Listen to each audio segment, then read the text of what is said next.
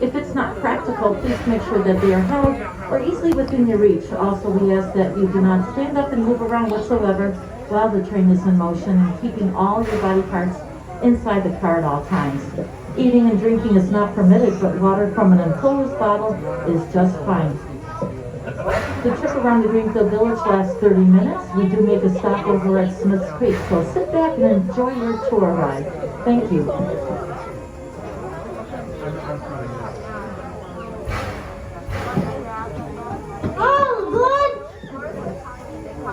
We got help from an up-and-coming conductor. Thank you so much.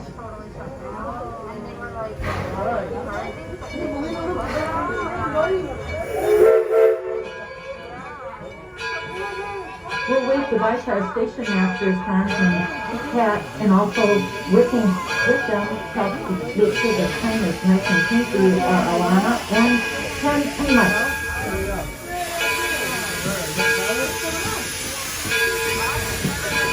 And also Linda.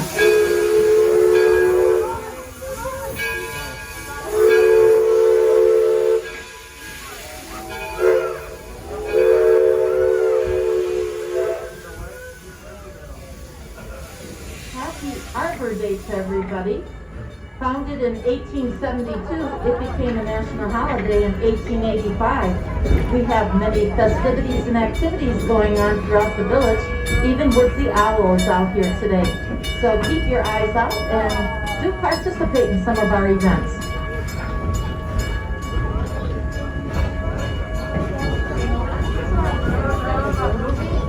The Greenfield Village is divided into 7 different districts. The very first one is the Henry Ford Model T. It is here that you could trace the life of Henry Ford from the time of his birth all the way up to the time that he came up with that wonderful motor car that changed the world of transportation, the Model T, in 1908. He was born on the 2nd floor of this old farmhouse, oldest of 6 children. As you can see, we have some presenters out there who will tell you more about his early life. At the age of 16, he left the farm after his mother passed and went into Detroit, and he wanted to learn more about machines. Take a walk down to the Ford Motor Company and learn more about how he came up with that idea. We have 2 presenters with Model T cars outside the Ford Motor Company. A 1914, which was the first time of the assembly line that was created by him, and then the 1927, which was the last production year for the Model T. Up until 1927, over 15 million cars were bought and sold.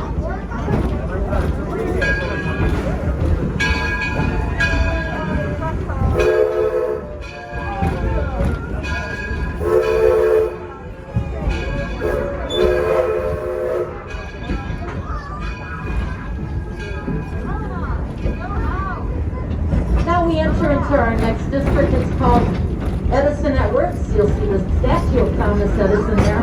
In front of us is Menlo Park Complex. The gray building is said to be the very first research laboratory. This was a model for future laboratories. Thomas Edison and his crew came up with many inventions here. The phonograph, the incandescent light bulb, improving on the telephone and telegraph. He received over 420 patents working at this laboratory. And down the street, the single men that worked for him would rent a room from the Sarah Jordan boarding home. Stop and see, because in 1879, it was the very first home in the entire world fitted for electrical power. When you go inside, you can see the wiring itself, and we have a presenter to tell you more. Next to that is Fort Myers Laboratory. Thomas Edison was really working even when he went to Florida. Now we're coming into our porches and parlors area. What a wonderful place to be, because you'll see some places of famous people and not so famous, just ordinary people. Coming through the Acme Covered Bridge that was built in 1832. Here you'll see the home of Robert Frost, Noah Webster. He's the person who came up with that dictionary of the English language back in 1828. Next to that is the Giddings family home, built in the 1700s. And just up ahead is the Susquehanna Plantation from Tidewater, Maryland. It was one of the biggest plantations in that area, over 700 acres big. Tobacco was the cash crop, also growing corn and wheat. Slaves were the ones that worked that plantation. Going inside the home itself, we have a presenter there who will tell you about that plantation and some of the hardships that the slaves endured. After that, we have the Clinton family home. It's a single-room home built in the early 1700s. It's the oldest American home that we have here. Mr. and Mrs. Clinton raised 7 children in that single-room dwelling.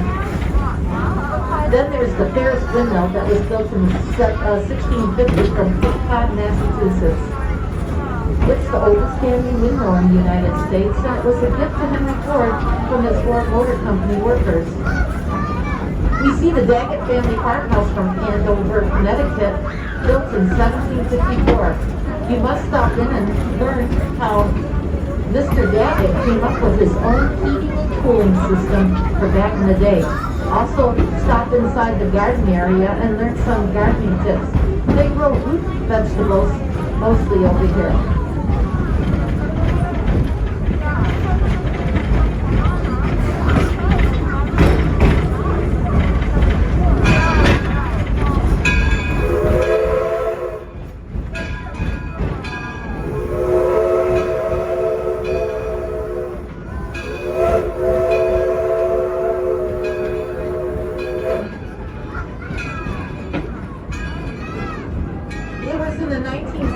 That museum staffers came up with the idea of building a perimeter railroad around Greenfield Village.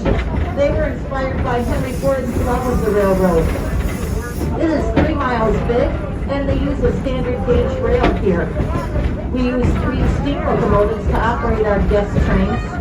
Currently, we have the Edison pulling our train. It was built in the 1870s and rebuilt in 1932, and Henry Ford named it Edison after his dear friend, Thomas Edison. Our engineer today is Brad, and our fireman is Mark. When we pull into the Firestone station, maybe give them a little shout out and say hello. If you have any questions,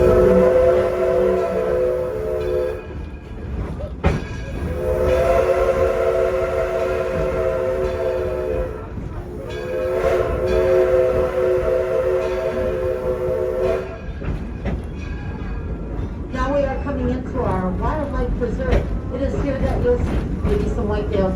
Here, some turkeys were sighted already, and waterfowl. Keep an eye on the water's edge. You'll see some blue heron and maybe some others. Sit back and enjoy some of the sounds that a steam locomotive makes.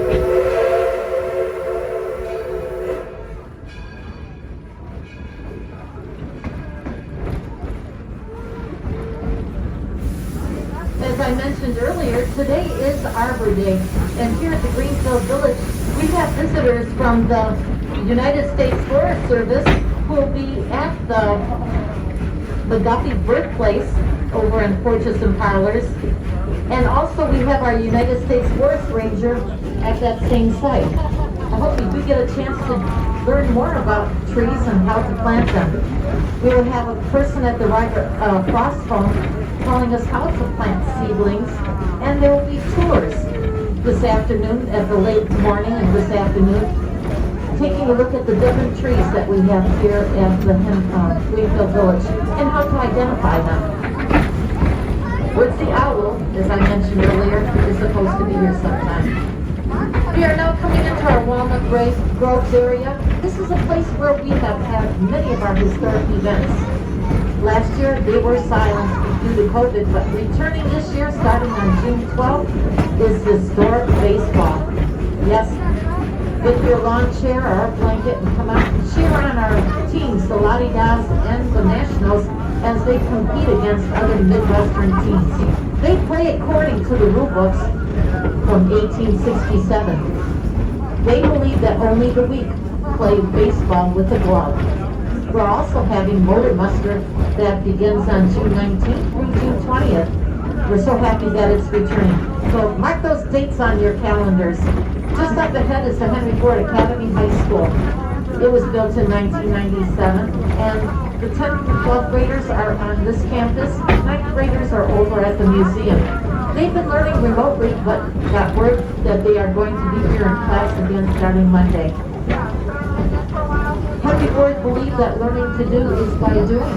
The students have the opportunity to take what they learn in the classroom and go out and see firsthand what they studied in the museum or the village. To be a student here, one must live in Wayne County, Michigan, and then it's the luck of the draw that your application is pulled so that you can attend high school here for 4 years tuition free. In these vintage railroad cars, they're reserved for our privileged seniors.